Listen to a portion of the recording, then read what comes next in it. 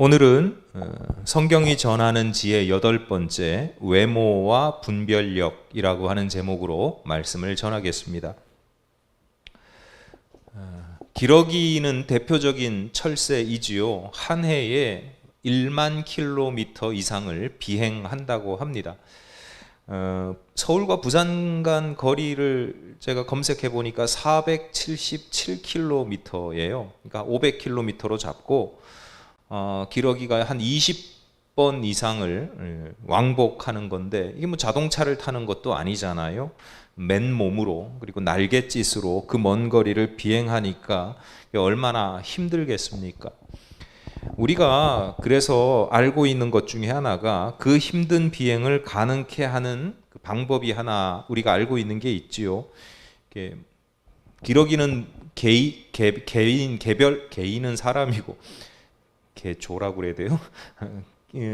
각자가 이렇게 날아가지 않고 무리를 지어서 이동을 하잖아요. 떼를 지어서 나는데, 그것도 그냥 나는 게 아니라 V자 모양으로 우리 영상으로 예배 드시는 분은 이렇게 사진을 통해서 볼 수 있는데, V자 모양으로 기러기가 날아갑니다.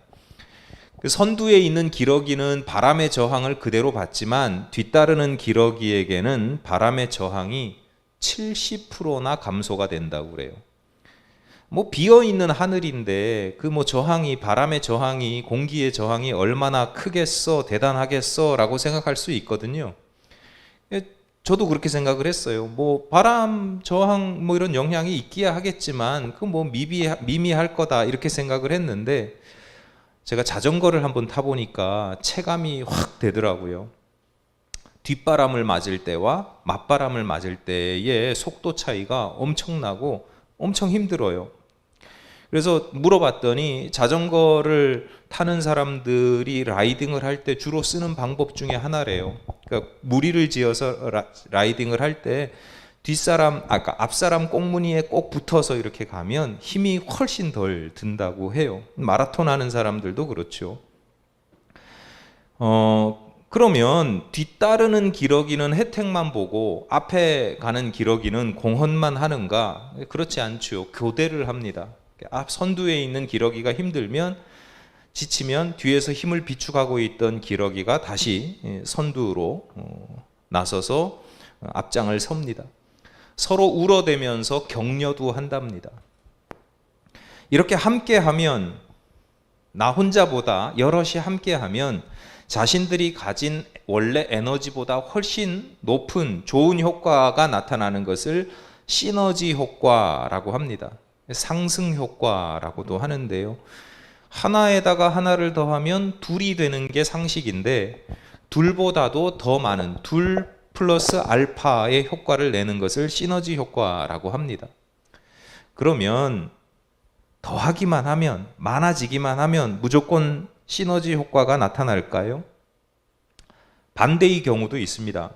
100여 년 전에 독일의 심리학자 링겔만이라고 하는 심리학자가 줄다리기 실험을 했어요.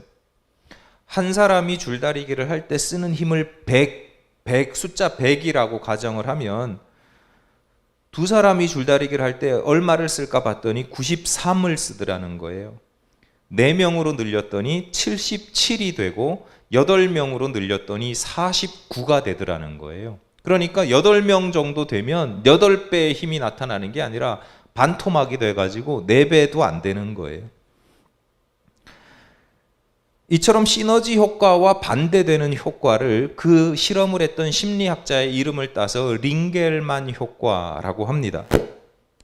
많은 사람들이 착각하거나 또는 시행착오를 경험하는 부분이거든요. 숫자가 많아지면 당연히 시너지 효과가 나타날 것이다 라고 기대를 하는데, 실제로는 링겔만 효과가 나타나는 거죠. 교회라고 다르지 않습니다. 7, 80년대, 그 전보다도 더 7, 80년대를 기점으로 한국 교회는 성장을 강조했습니다. 교회가 대형화되기도 하고 기업화되기 시작했어요. 성도들의 숫자가 급격히 늘어나니까 교회의 선한 영향력이 팽창하는 것처럼 보였지만, 확장되는 것처럼 보였지만, 사실은 일종의 착시입니다.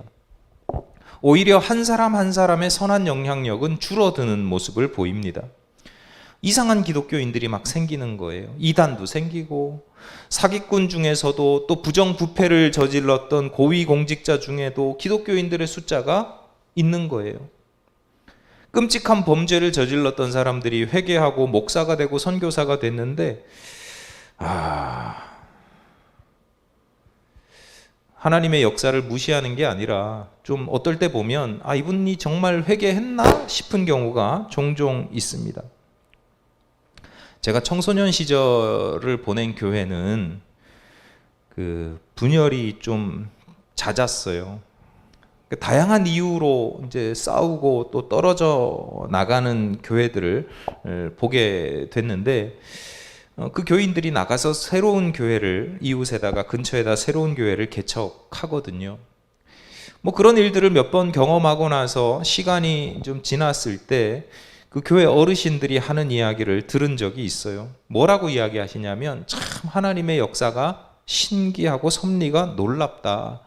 그렇게 자주 갈라져 나갔는데도 이 교회의 숫자는 줄지 않았고, 그러니까 새로운 인원들이 계속 보충이 되는 거죠. 줄지 않았고, 갈려져 나간 사람들도 그곳에서 교회를 세워서 교회가 늘어났으니 이게 선교가 된 게 아니냐, 이런 이야기를 하시더라고요.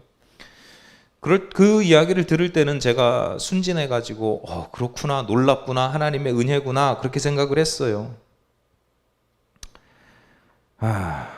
이게 전형적으로 양적인 성장만 생각하기 때문에, 좋게 생각하면 그것도 은혜가 될 수도 있죠. 일리는 있죠. 하지만 더 큰 걸 잃어버리거든요. 그러니까 많은 사람들이, 그렇게 분열과 다툼, 갈등을 경험한 많은 성도들이 교회라고 하는 곳을 어떻게 생각하냐면, 교회는 싸우고 분열할 수 있는 곳이라고 생각을 하는 거예요. 어떻게든지 화합하고 화목하고 이렇게 평화롭게 지낼 생각을 하지 않아요. 마음에 안 들면 싸울 수 있고, 더 마음에 안 들고 힘들면 갈라져 나갈 수도 있고, 서로 네 교회니 내 교회니 싸우면서 교회 재산을 다툴 수도 있고, 한번 실제로 보면 그렇게 갈라져 나간 교회가 나중에 이야기를 들어보면 또 분열되는 경우를 종종 봐요. 한 번 분열했는데 뭐 두 번, 세 번 못 하겠어요? 다른 곳은 그럴 수 있어요. 기업이 뭐 그럴 수도 있고 다 그런데, 사실 기독교인들은 그러면 안 되거든요. 그게 기독교인들의 중요한 정체성인데 그냥 싸우고 나가요. 최근에 감리교회에서 목회자가 되려면 반드시 정신과 진단 검사를 받아서 그 진단서를 제출해야 돼요. 왜 이런 일들이 생기냐면, 예전에는 그냥 목회자를 많이 양산해내는 거예요. 신학교에서 신학생 많이 받고, 그래서 그냥 목회자를 많이 배출을 하면, 그러면 그 목회자들이 먹고 살기 위해서 어떻게든 나가서 교회 개척하고 선교를 하게 된다, 그런 논리예요. 그런데 결과적으로 보니까 목회자들의 숫자가 많아지니까 그 가운데 이상한 사람들도 막 생기는 거예요. 그냥 다 많으면 되고 은혜가 좋고, 그래서 좀 이상한 사람인데도 그냥 다 통과시키고, 감리교회 같은 경우는 그런 과정이 좀 엄격한 편에 속하거든요. 그런데도 문제가 생기는 거예요. 그러니까 쉽게 얘기하면 평균 점수를 심각하게 깎아먹는 경우가 생기는 거죠. 근데 이게 무슨 오늘날의 문제다 이런 게 아니라 늘 교회에도 이런 현상들이 있다는 거예요. 최근의 문제만이 아니라 교회의 전통에서 세례를 받고 입교식을 하는 것도 같은 이유거든요. 쉽게 말해서 교회의 정회원이 되는 거예요. 누구나 교회에 와서 예배할 수는 있지만 아무나 정회원으로 할 수는 없는 거예요. 자격을 검증을 하는 거죠. 왜냐하면 아무나 되면 이게 링겔만 효과가 나타나는 거예요. 교회 안에서. 이처럼 시너지 효과와 링겔만 효과는 단지 숫자의 많고 적음의 문제가 아니다. 숫자의 많고 적음의 문제가 아니라 그 구성원들이 얼마나 잘 협력하고 조화를 이루느냐에 달려 있다라고 하는 거예요. 숫자가 많다고 시너지 효과가 나타나는 게 아니고, 서로 격려하고 응원하면 시너지 효과, 상승 효과가 나타나지만, 숫자가 아무리 많아도 서로 미루거나 물러나 있거나 내가 잘났다 이렇게 나서기 시작하면 시너지 효과가 아닌 역효과, 링겔만 효과가 나타날 수 있다. 그러므로 숫자보다 중요한 건 조화, 어울림이라고 하는 거예요. 인간관계만의 문제가 아니잖아요. 음식, 요즘에 뭐 먹방 이런 것들이 유행하면서 음식 조리하는 데 취미를 가지는 분들이 많은데 초보자들이 꼭 실수하는 것 중에 하나가 그런 거거든요. 이 재료, 음식 재료가 따로 먹으면 맛있고 저 음식 재료가 따로 먹으면 맛있는데 그래서 둘을 합치면 맛있을 것 같아서 합쳐보면 괴식이 되는 경우가 있어요. 따로따로는 좋은데 서로 어울리지 않는 음식들이 있는 거죠. 잘 어울리면 참 맛있는 음식이 되는데 어울리지 않으면 못 먹는 음식이 되는 거예요. 이처럼 조화가 중요하고 잘 어울리는 것이 중요하다라고 하는 거예요. 다른 사람과의 관계에서만 적용되는 게 아니라 개인의 삶에서도, 성품에서도 마찬가지인데 오늘 본문은 그 중에 한 가지를 말씀합니다. 본문을 보면 아름다운 여인이 삼가지 아니하는 것은 마치 돼지코의 금골이 같으니라. 여기서 먼저 볼 건 삼가한다라는 표현이에요. 삼가한다라고 하는 단어의 원어를 직역하면 맛을 본다는 뜻이에요. 맛을 본다. 맛을 본다는 것을 이제 그 표현이 확장되어서 보통은 판단한다, 분별한다라고 하는 의미로 사용이 돼요. 오늘 설교 제목이 외모와 분별력인 이유가 여기 있는 거예요. 다른 말로 바꾸면 뭐 판단력, 뭐 지혜 이런 정도 될 수 있겠죠.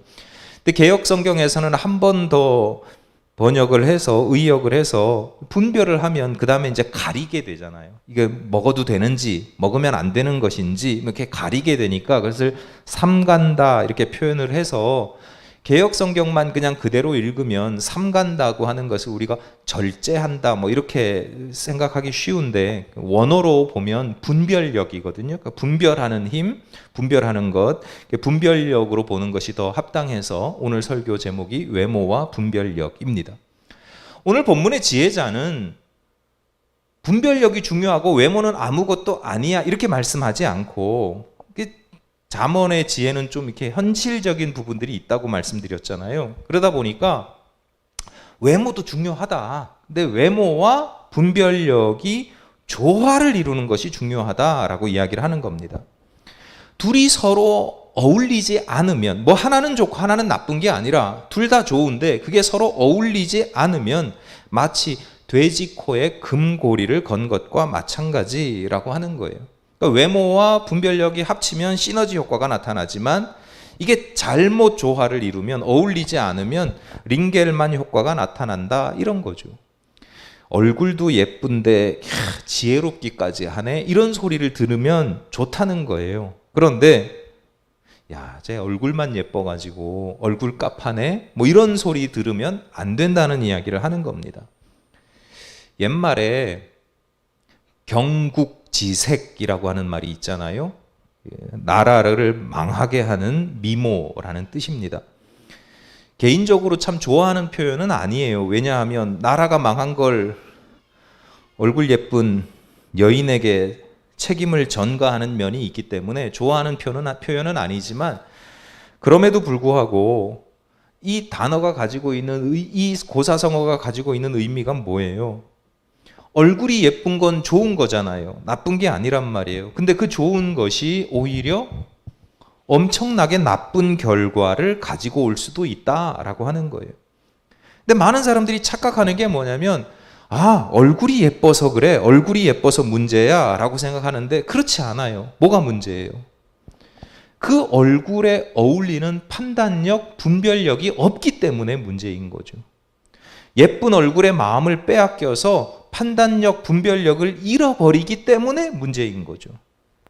그러므로 외모도 아름답고 분별력도 있는 것이 좋다. 외모에 어울리는 분별력, 분별력에 어울리는 외모를 가지면 좋다라고 하는 뜻으로 우리가 이해를 해야 합니다. 그런데 이 지점에서 오늘 본문을 조금 더 자세히 읽어보려고 하는데요.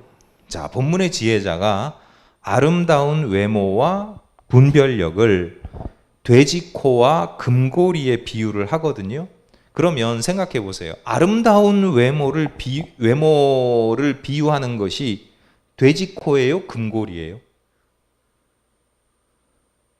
반대로 분별력을 비유하는 것이 돼지코예요? 금고리예요? 내용을 먼저 보면 쉽게 판단할 수 있습니다. 자, 돼지코가 나쁜 거예요? 좋은 거예요?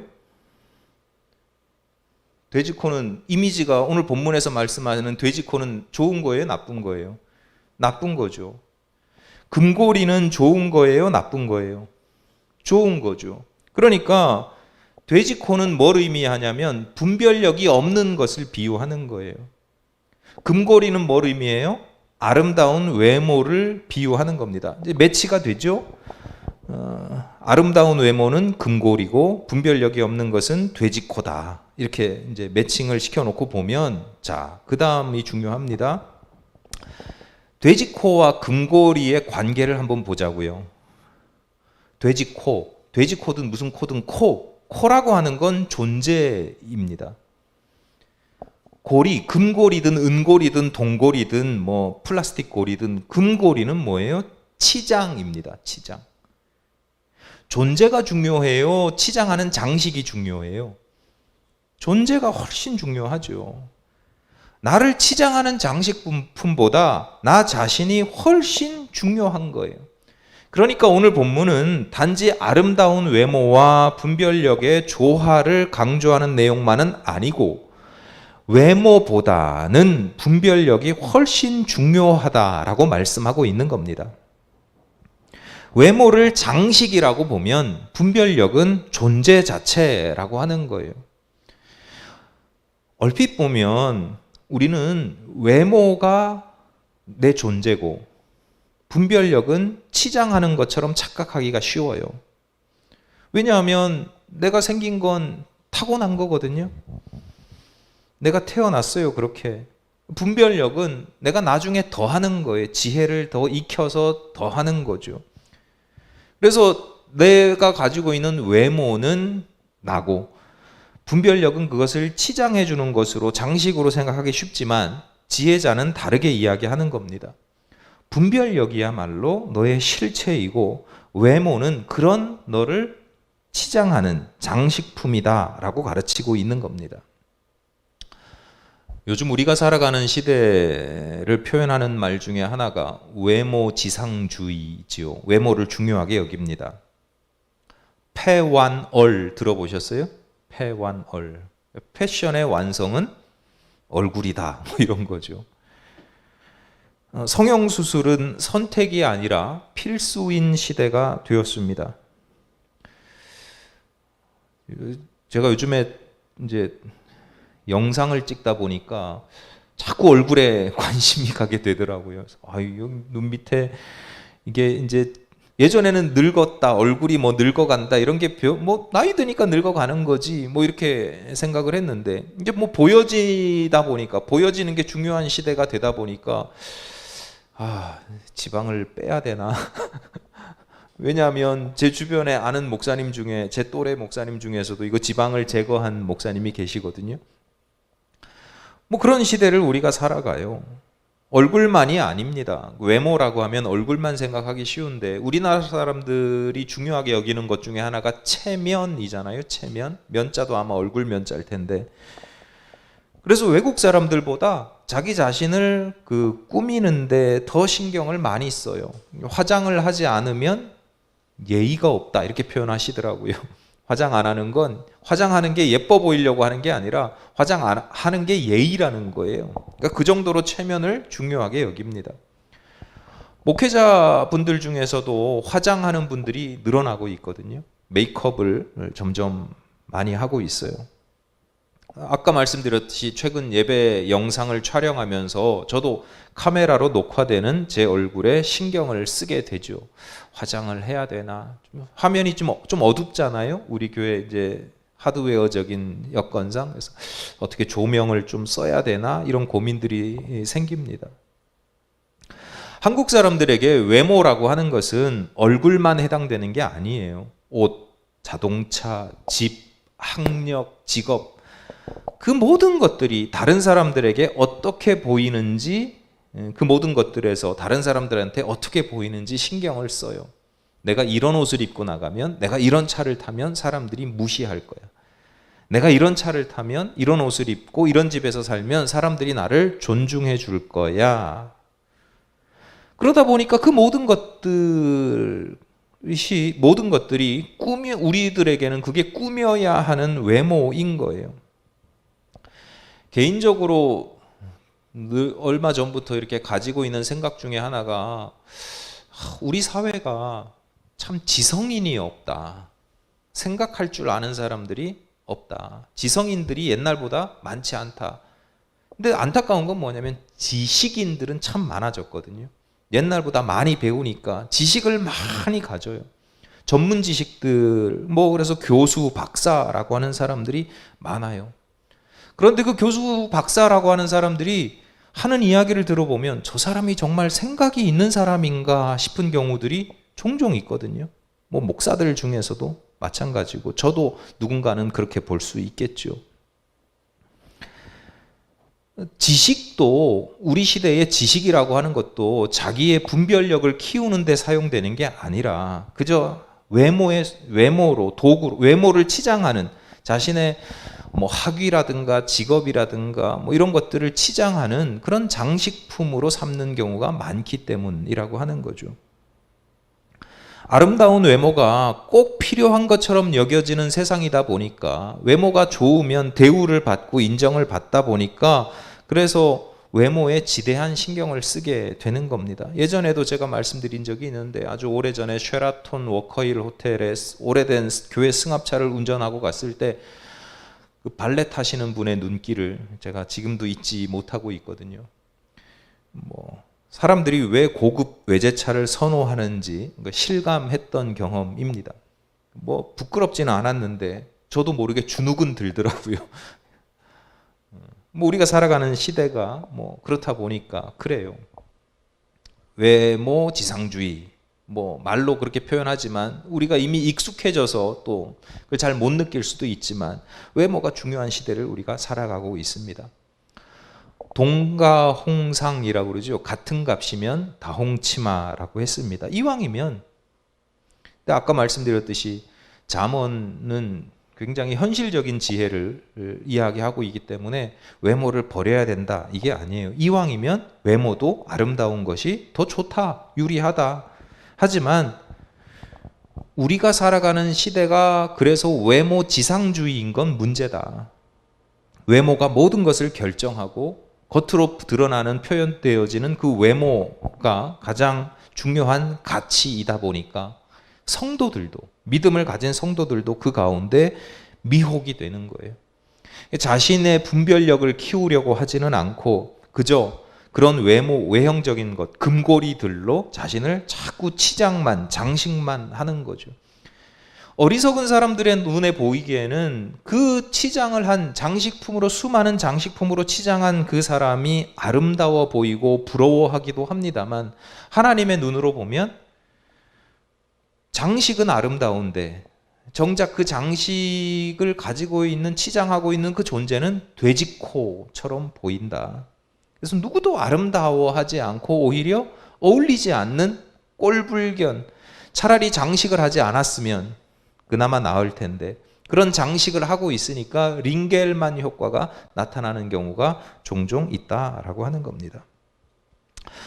여러분, 다른 사람 신경 쓸 필요 없습니다. 우리 자신을 돌아보아야 합니다.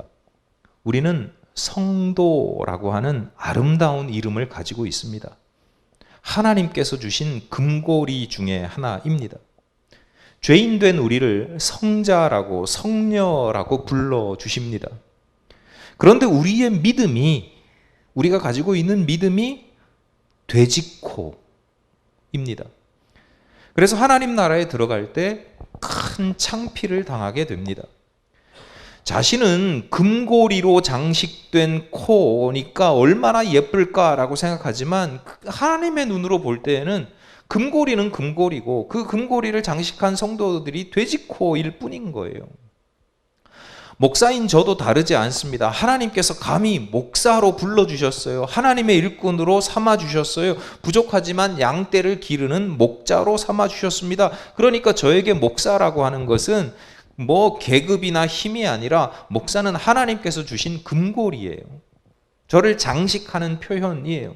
그런데 제 사명감이 돼지코라고 하면 그러면 하나님의 영광을 드러내기보다는 오히려 사람들에게 하나님의 영광을 가리는 불쾌감을 줄 수도 있는 겁니다. 그러므로 지혜로운 성도들은 늘 자신을 장식하는 장식품뿐만 아니라 나라고 하는 존재를 먼저 돌아보아야 하는데, 특히 뭘 봐야 되느냐? 분별력이 있는지, 나한테 분별력, 판단력이 있는지를 봐야 됩니다. 그래서 내게 허락하신 은혜의 금고리들과 그것이 잘 어울리고 있는지를 살펴보아야 한다라고 하는 거죠. 참 다행스럽고 감사한 것은 이 분별력은 타고나는 것은 아니라고 하는 겁니다. 성형이 됩니다. 지금은 돼지코지만 아름다운 코로 변화될 수 있습니다. 우리가 요즘에 잠언 읽기를 하는 이유이기도 합니다. 성경이 전하는 지혜를 배울 수 있습니다. 여러분의 분별력이 자라나기를 바랍니다. 난 돼지코밖에 안 돼. 뭐 이렇게 그냥 주저앉는 것이 아니라, 절망하는 것이 아니라, 성형할 수 있습니다. 네, 우리의 코를, 분별력을 아름답게 만들 수 있는데, 특히 뭐 세상적인 분별력도 중요하지만 거룩한 분별력을 가지고 살아가시기를 바랍니다. 요즘 많은 여성분들이 명품 백을, 명품 가방을 좋아한다고 그러죠. 명품이 워낙 비싸다 보니까 짝퉁도 많습니다. 가방에 대해서 문외한, 전혀 알지 못하는 사람도 명품과 짝퉁을 구별하는, 분별하는, 이게 진짜인지 가짜인지를 분별하는 방법이 있습니다. 제가 두 가지는 알고 있었거든요. 첫 번째는 비가 올 때 품에 안으면 명품이고 머리에 쓰면 짝퉁이랍니다. 카페 같은 데 가서 가방을 의자 위에 올려놓거나 무릎 위에 올려놓으면 명품이고 의자 밑에 바닥에 내려놓으면 그러면 짝퉁이랍니다. 이 두 가지는 알고 있었거든요. 최근에 두 가지를 더 알게 됐어요. 애인이 사주면 명품이고 남편이 사주면 짝퉁이랍니다. 마지막으로 알게 된 거, 이것 때문에 말씀드리는데 대박이에요. 주일 낮 예배 때 들고 나오면 명품이고 새벽 기도에 들고 나오면 짝퉁이랍니다. 뭐 경우는 다양하지만 원리는 똑같지요. 이게 귀찮게 여기느냐, 귀하게 여기느냐. 귀하게 여기면 명품이고 귀찮게, 하찮게 여기면 그건 짝퉁인 거예요. 신앙생활도 마찬가지예요. 신앙생활을 한다고 해서 다 같은 신앙인이 아니에요. 어떤 사람은 자신의 신앙을, 그리스도를 향한 나의 믿음을 명품처럼 여깁니다. 세상의 그 무엇보다도 귀하게 여깁니다. 반면에 어떤 사람들은 자신의 신앙을 짝퉁처럼 여깁니다. 하찮게 여겨요. 다른 세속적인 어떤 가치 때문에 내 믿음을 살짝 뒤로 미루기도 하고 아예 저 뒤에 후순위로 두기도 합니다. 저는 여러분이 하나님과 예수 그리스도에 대한 나의 믿음을 명품처럼 여기라고 말씀드리고 싶은 게 아닙니다. 하나님과 예수 그리스도에 대한 믿음이 명품 이상으로 얼마나 귀하고 가치 있는 것인지를 분별하는 지혜가 있어야 된다라고 하는 거예요. 그리스도의 말씀을 사모하고 하나님의 뜻을 따라 순종하는 것이 얼마나 복된 것인지를 분별하는 지혜가 있어야 된다는 거예요. 여러분, 그리스도의 그리스도를, 하나님의 그리스도의 말씀을 사모하고 하나님의 뜻에 순종하십시오. 제가 이렇게 말씀드리고 싶은 게 아니라 그렇게 순종하고 사모할 수 있을 만큼의 분별력, 신앙적인 분별력, 거룩한 분별력을 가지고 있으시라라고 하는 거예요. 시너지 효과와 링겔만 효과의 차이가 무엇입니까? 함께하는 동료들을 얼마나 귀하게 여기는지 아니면 얼마나 하찮게 여기는지가 결정합니다. 늘 내 곁에 있으니까 하찮게 여기는 것이 아니라 늘 가까이 있음에도 불구하고 귀하게 여길 줄 아는 것이 그게 분별력입니다. 늘 익숙하니까 그것이 믿음이든지 교회든지 가족이든지 늘 같이 있으니까 하찮게 여기는 사람들은 분별력이 없는 사람들, 돼지코인 거예요. 그런데 늘 가까이 있으면서 늘 익숙하면서도 정말 이게 귀한 사람들이고 이게 귀한 가치로구나라고 분별할 줄 아는 것, 그 분별력이 중요하다. 그것이 우리로 하여금 상승 효과, 시너지 효과를 나타내게 하고 그것이 없으면 링겔만 효과가 나타나게 되는 것입니다. 말씀을 정리합니다. 분별력이 중요하고 외모는 장식일 뿐이라고 해서 외모는 신경 쓰지 않아도 된다. 이런 말씀 드리는 게 아닙니다. 우리의 외모도 가능하면 아름답게 꾸밀 필요가 있습니다. 하지만 그 외모와는 비교할 수 없는 것이 분별력이고 그 분별하는 지혜라고 하는 것입니다. 그러므로 외모를 꾸미느라고 노력하는 것 이상으로 우리는 우리의 분별력 있는 존재가 되도록, 내가 분별력 있는 존재가 되도록 노력하고 또 기도하고 말씀 가까이 하고 그렇게 해야 되는 겁니다. 하나님께서 여러분에게 허락하신 아름다운 금고리들이 있습니다. 믿음이든 직분이든 아니면 세상에서 내가 무언가를 일할 수 있는 능력이나 뭐 세상적인 지위라든가 직업이라든가 이런 것도 우리는 넓게 보면 하나님께서 내게 베풀어 주신 은혜의 금고리, 아름다운 금고리들입니다. 여러분의 거룩하고 성숙한 분별력이 그것과 더하여져서 시너지 효과가 나타나기를 바랍니다. 아름다운 금고리들에 합당한 분별력을 키워나가시기를 간절히 바라고 축복합니다. 기도하시겠습니다. 하나님, 저희들에게 귀하고 아름다운 금고리를, 은혜의 금고리들을 허락하시니 감사합니다. 그 금고리들에 어울리는 코가 되기를 원하오니 하나님, 저희들의 분별력이 날마다 깊어지고 아름다워지고 거룩해질 수 있도록 도우시고 함께하여 주옵소서. 예수님 이름으로 기도드립니다. 아멘.